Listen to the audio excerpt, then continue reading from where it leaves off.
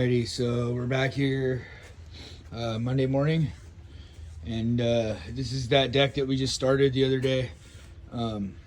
We pushed it pretty late that night, just problem solving and then getting rolling on what we got going on, so that we finished most of the front. There's some nails and stuff to add over there, but it's not a big deal, right? It's up. And we mapped out everything here. And I know this looks funky, but there's going to be a joist that goes outside here, and then that gives a 3.5 inch slot for posts, right, for the rail system. Trying to maximize deck surface too, right? So we're not going to be dead nut center of this post or these posts over here, but we're not worried about that, right? We're maximizing square footage of use, kind of. Well, we got the main beam up. It's tacked together. The ledger reinstalled. This is what we were talking about, how we run it long. And then you can see we already have a hanger just kind of floating right there right now, but there's going to be a doubler here, right? And then all these joists are going this way.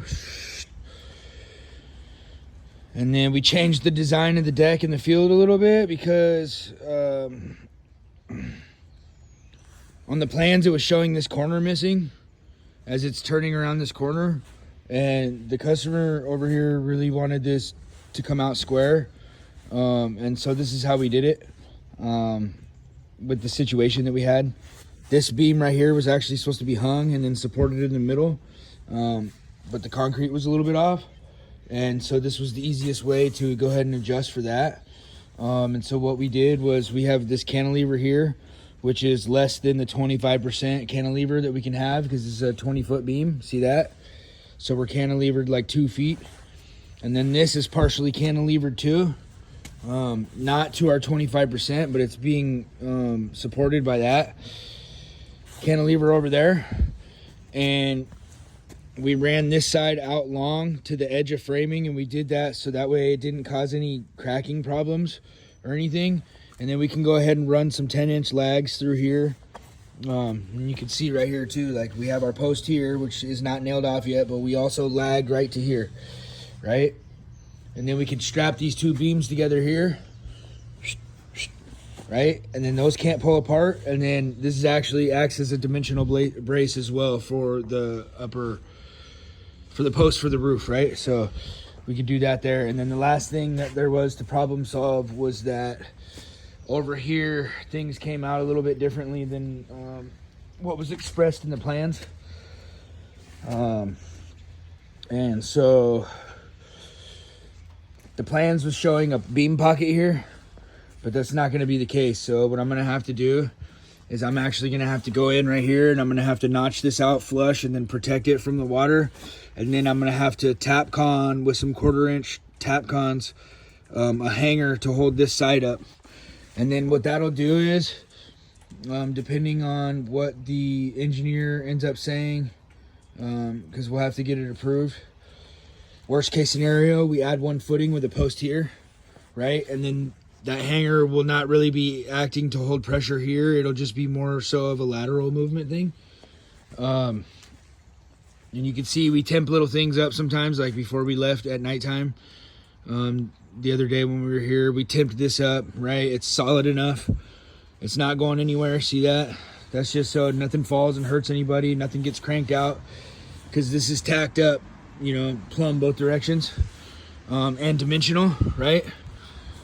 But that's where we're at.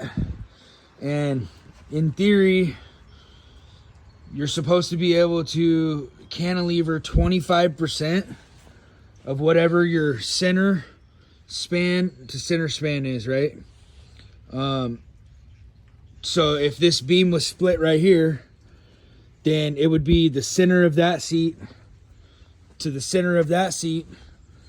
25% of that is how far you could stick out.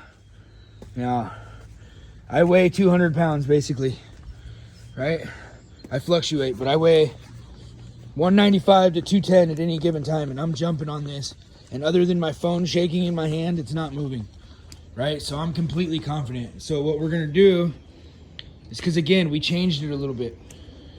On the original plans, because this corner of the deck was missing on the original plans, it was showing another beam hung from this post going this direction, and then it was showing these joists coming this way to match that,